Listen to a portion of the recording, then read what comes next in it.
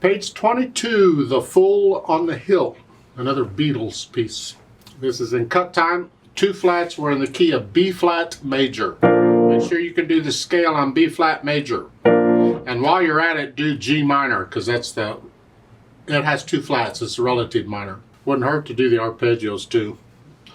At this level, once you get to here, you probably should consider doing the 2-octave arpeggios, the intermediate level on the arpeggios. At the top of the page, they're introducing the key of B flat. I already told you it's in B flat major. What else do you want to know? It's got two flats, B flat and an E flat. Okay? If you learn the scale, you don't have to worry about it. You just play the notes in a B flat scale, except for the accidentals. And that's the way I approach this. In my mind, when I'm playing, I'm thinking, what key am I playing in? And I simply play the notes in that key because I know the scales, I know the arpeggios, and that I know which black keys are involved. I don't have to remember two flats. Which are those? You know, two flats, B flat major or G minor, either one. I just play the notes in those scales, and so it works out very well. And so I encourage people who are my students, don't have any really, but you're close enough, to do it that way. Think of the key and the scale and the notes in the scale, and that tells you the flats or sharps you need to be playing. Let's take it one hand at a time, cover the rhythm and the fingering, because this rhythm with these triplets again, when I learn a piece in cut time, I've said this before, I put it in 4/4 time to learn it. And then once I learn it, and I have the rhythm and all worked out, I put it back in 4/4 time. So for the most part, I'm going to talk about this as though it's in 4/4 time. But these triplets, these quarter note triplets, are a bit of a struggle because you got 3 notes and 2 beats. So we have the first notes on beat 1 and half notes on beat 3. 1, 2, 3, 4. But I need a triplet before the 1, 2, 3, 4. So in that case, you might think about it just to get a grasp, just temporarily, as though it's in cut time, and we just go 1, 2, 1, 2. And that way a triplet is all in one beat. 1 and a 2, 1 and a 2, 1 and a 2. And that's what this is. 1 and a 2, 1 and a 2, 1 and a 2. Think of it that way. So you're thinking 1, 2, 3, 4, 1, 3, 4, 1, 3, 4, triple at 3, 4, triple at 3, 4, triple at 3, 4. Different ways of approaching it. You'll have to find the way that fits to you. The important thing with the triplets is that they be even. So those 4 notes in that first measure need to be evenly spaced. 1, 2, 3, 4. All of them right there. Don't go. No, that's not a triplet. And you can't go. That's not a triplet. Or that's not a triplet. Even. And then the second measure, those aren't triplets. Now you got 4 quarter notes. 1, 2, 3, 4. So triple at 3, 4. 1. Like so. This rhythm is just, you gotta love it, just rhythm. So, but that's the trickiest part of the rhythm in the whole piece. Once we get this, then you can apply it to the other triplets elsewhere. Second measure, this thing. This is a broken chord. It's a B flat 7 chord. Now if you don't want to put the thumb on here, it's a little awkward there because we're staying in this position going on to the next measure. So you almost have to put your thumb on there and do the best you can because your hand is now up in here. Because otherwise you got to go here and the third. You got pretty big hands to do that. Otherwise, go ahead and use the fingering in the book. 1. Third measure, 1 and 2 and 3. Hold that down. And they're saying slide off on third finger. It's okay, you can do that if you want. It's kind of dangerous. There are times when we slide off. Here you don't really have to. You use second and then immediately put third on it. Just substitute, play it with second, and then put third on it. So that third measure is 1 and 2 and here. Because when you go down, they want you to do that. That's an A and a B natural. And the A is a whole note. You're going to hold it down. Here. How you finger the second line is up to you. It's tricky. It doesn't work well no matter how you finger it. I can offer other suggestions and you can see, but ultimately you'll have to decide. Then the fingering here in the book, they want this. Second line on page 22. And then here, to lift up. I think that's a terrible idea, but that's what they've done. Then hold that down. So forth. But I would like to connect here. See the phrasing? You're lifting up here. Well, hold that down. Here. So I want to take advantage of that phrase, and I'm going to change my fingers there. So you're going to hold that down, but I can do here. I can do here. And then go on. I'm out of position now because now I'm a 1-3 and they want 1-2. But I can cross over and hit the black key with the fourth finger. Now we do that a lot in piano. So don't shy away from it. It's a little awkward at first, but develop it. It's a good technique to use. So I would suggest for the second line, you go here, lift up here, second finger, and then 1-3, and then 4. And then you can use fifth finger for the next measure. And we're back with their fingering. Now this is the last line on page 22. You're here, triplet, triple, 4, and then go ahead and use the fingering they've got. It's not real pianistic, but go ahead and use it. It's here. You got these parallel thirds going down, and then thumb again. Just slide off with the thumb. Here, and then back up to go on. So the last two measures of page 22. And then third finger on the B flat to go on, top of page 23. You're here. I recommend you stay here and do a 1, 2. Here. So I want to finger it. Like so. So it's then go here and the second measure, triplet. The third measure, 1 and 2 and 1 and 2 and 3 and. And again, there's 1 and 2 there. That's fine. Fourth finger on the G flat. This isn't. Finally it calmed down. Then thumb and the third line last measure on the F here.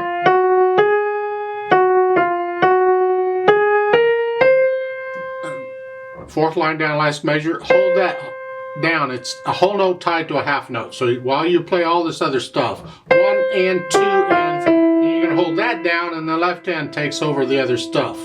And then you can, if you want, go ahead and lift up. And then go ahead and do a 1-5. 1-4. Connect this here as best you can. It's not real comfortable, it's a little awkward, but. And then they say 5. Ew, I want to connect it. So I'm going to play third finger and then immediately put fifth finger on it. Did another finger substitution. So it's, and then here. Because you let up on the thumb there, and then you're ready for 3. So the rhythm on the last line too, it's 1 and 2 and 3 and 4 and 1 and 2 and 3 and 4 and 1. It's like the dotted rhythm, the short note comes first. Oh, that's all right. Left hand's all back up, got all these chords, a B flat, an F, and an A. For a couple measures, and then you have a C, a G, and a B flat. You can do that if you have really big hands. Otherwise, this is good. Second line, you just lift up and come down. It's an F and an E flat. You can do that or that. And then come back up. And they're saying 5-2. That's because we're saving the thumb for the next one with the B flat coming up. And top of page 23, just lift up and move. It's an F and an E flat. And then during the rest, you come back down. They're saying 5-3. Yuck. Because they want 1 and 2 here. Well, that's a stretch. I don't know about that. I think 5-2 here, and then you're just going to have to use second finger again.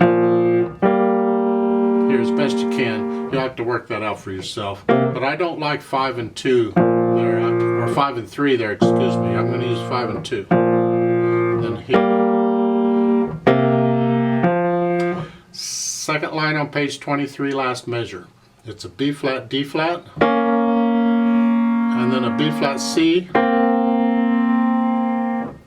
Well, if we're going to look at that measure and the following measure, you're just going back and forth. If I'm going to do that, then I'm going to use here 3-1 here, and then so I can use second finger for the C. In that case, I mean, if I didn't have to go back and forth, then I can use thumb on both. No big deal.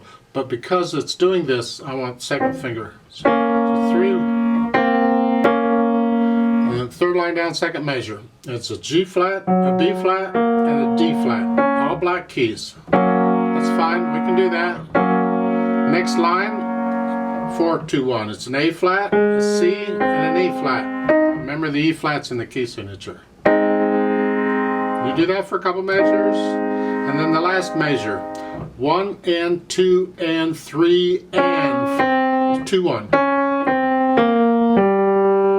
And I suggest you put thumb on that for the last line, the G, so you're ready for the next note.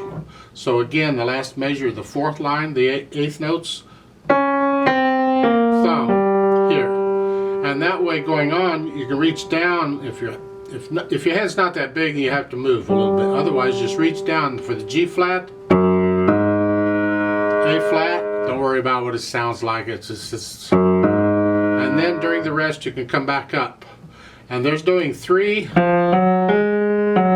here. Yeah. You can do a 4 here if you want, but for the last measure I recommend a 5-1, not 5-3. So if you do it with 3, like the books, you got to do that. You're back to this 5-3 thing again. I don't know why they like that. That's terrible. So I would recommend fourth finger and thumb. So try the hands together. Now, if you have to, just forget about the rhythm and all. Just try and get the hands to work together. So we can hesitate all we need to. So you're kind of here at the beginning, and you're 1, and then you're here. You got to get off the B flat because the left hand needs to know.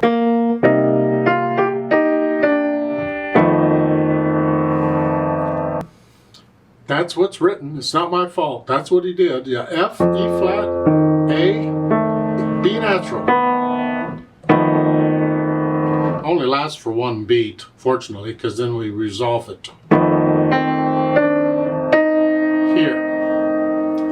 And then going on, we're at 3. Then here, they're saying 2, that's fine. I do a 3 because I played the F with thumb out here.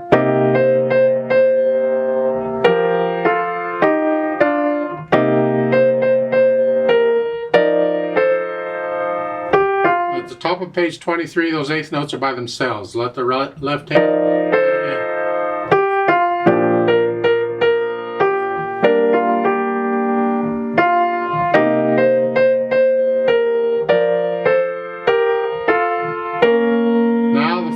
It's here.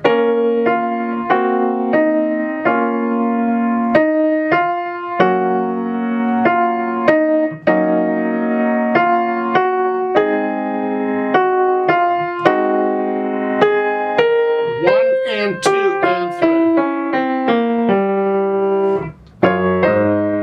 3. Again.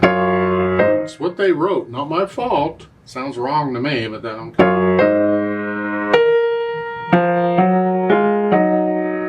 last two measures. 1 and 2 and 3 and 4 and. So you're holding that B flat down all the way across.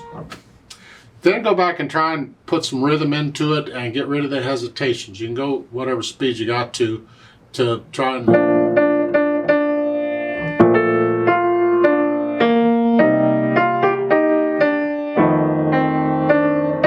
so forth. You can work it out that way. Take your time with it. It's going to take a while to work it out because, as I said earlier, this is not a piano piece. Then once we have that, we can put in these slurs, these phrasings. In the left hand, just try and play it as connected as you can except for the rests. In the right hand, try and follow the slurs they've got in here. You're just lifting up here. Keep this down if you can. So you lift. You have to get off of that D, unfortunately. It's the way the thing is written.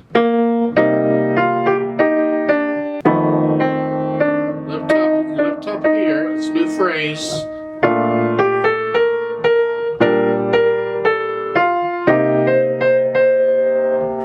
Here, you lift up here, but not here.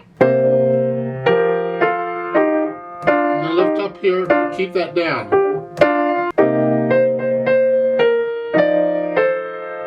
Lift up. Here you can lift both hands together. This is the first measure of page 23.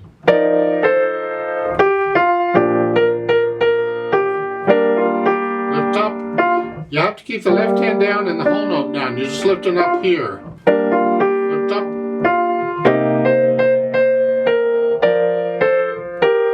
They want you to lift.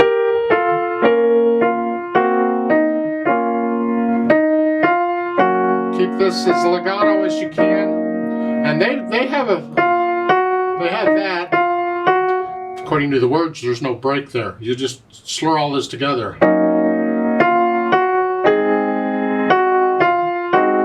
Same thing in the fourth line down. I'd slur that whole line together. There's no break in there.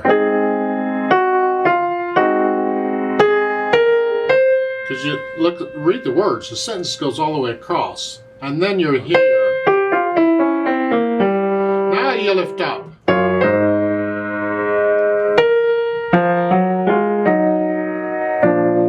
And connect all that together. In the right hand, connect those notes at the end. This is tricky with phrasing, but do the best you can with it. Dynamic wise, these are suggestions, and they apply to the melody. It's the top note in the right hand. Moderately soft. Everything else needs to be very soft. Way in the background.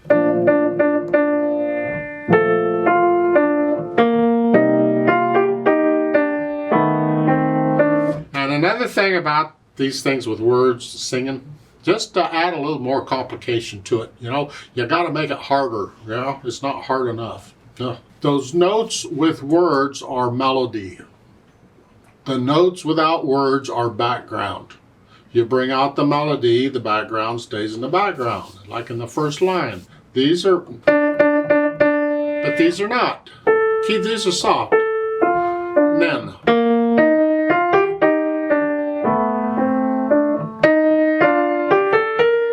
Bring out the melody and keep everything else in the background, and that just adds all the more fun to the piece. So at the beginning it's here. Soft. Back to.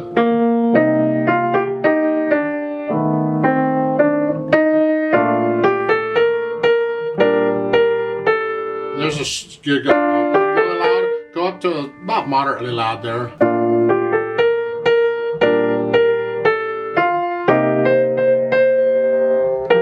I'd come down here, this last line, second measure, that's not melody. Come down there and get soft. Now you're back down to moderately soft for the melody.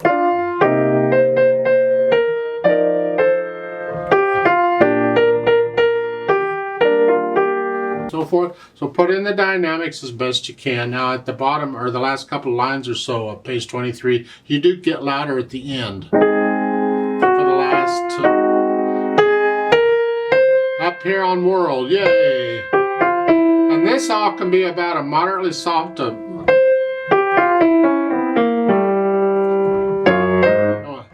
that's what we want to hear. Soft. See the little hairpin they hit in there, and next to the last measure you soft. All the time you're doing this, I want to hear that. That's got to ring out over. It's loud, so it's this way. I'm still hearing that all the time doing the other. Takes a lot of control to do that. But it's good practice. Speed wise, well, then we got to put it back in cut time. They want it felt in 2. They say con moto with which means with motion, with movement. I don't know about that, but you can find recordings of this. How fast does it go?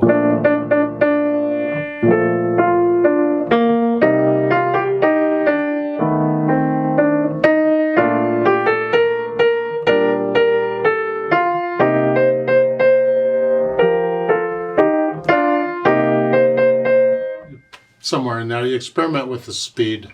Then they've added pedal. Well, that would help to make it smoother and connect some of this stuff, because the left hand or the fingers can't connect all the notes they need to connect. And again, they're keeping the pedal simple. It's pretty much just overlapping all over. Ugh. Well, what does that sound like? I don't know. It sounds like this. It's overlapping pedal. I'm going to change the pedal, or play the notes and then change the pedal.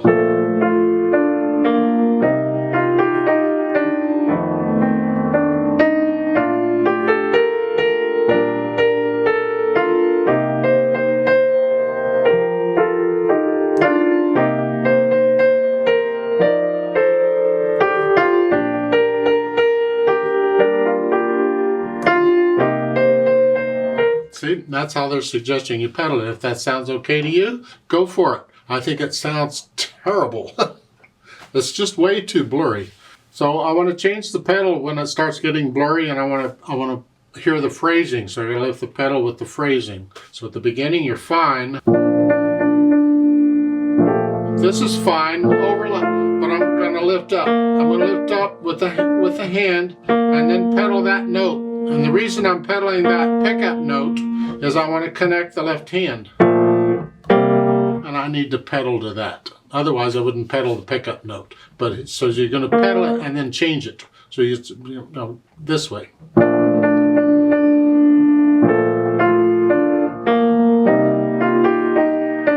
then next measure, the first 2 beats. Don't pedal that. And you can pedal the last beat to connect the left hand. See, there's another type of pedaling we haven't talked about, and that is it's a legato pedaling to help you connect notes, and that's the only reason you're pedaling. Here we got all these chords in the left hand. I can't connect them. I want to connect them. I want it to be smooth and even. So what I can do is I can just pedal long enough to change the chord. So going from the first measure to the second measure, I can put it down just long enough to change the chord.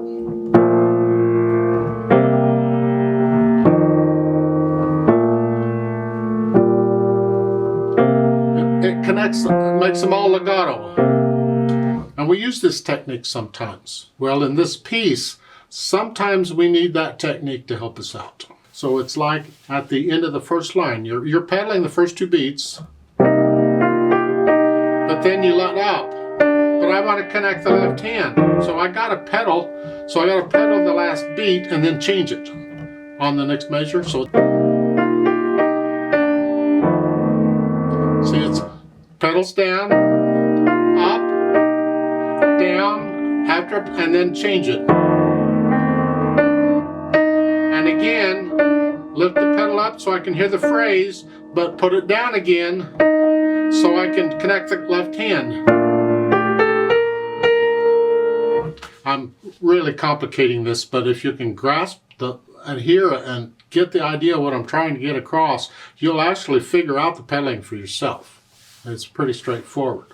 Now on the second line, second measure here, I I change it on the third beat because I don't want all this. So I'll change it because that's much cleaner to me. So I'm changing it every 2 beats really. And lift up with the right hand. And again lift up, but put the pedal down. I want to connect the left hand. At the top of page 23, they finally let you lift the pedal up. Isn't that nice? Because the 8th notes are by themselves. And you don't need to pedal that because we have a rest in the left hand. So it's... And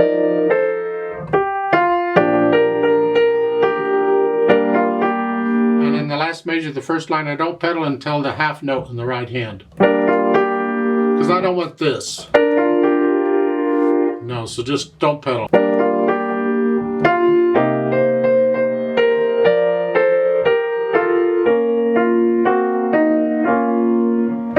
And the third line down, don't pedal the last 2 beats here. And again, you can pedal every 2 beats on these measures.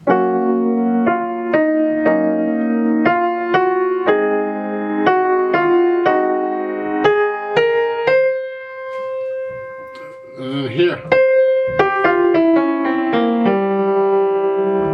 At the bottom last line, they don't pedal the 8th notes. Connect them all as best. You can't connect that, but you can connect the others. And don't pedal to the last measure here, if you can connect it. And we're only pedaling the last measure for the overtones. Color it, because it's a longer note. Sometimes another type of pedaling, or why we pedal, is we want to color the longer notes. We give them overtones. Well, we pedal the longer notes in that case, sometimes. And that's really what it is in the last measure. This is tricky. Now, if you're really confused on all that pedaling thing, because I know you can go over this video multiple times, then do the best you can and pedal it like the showing, but try not to pedal it if you absolutely don't have to, because they're over pedaling this. This sounds terrible in my opinion, the way it's done.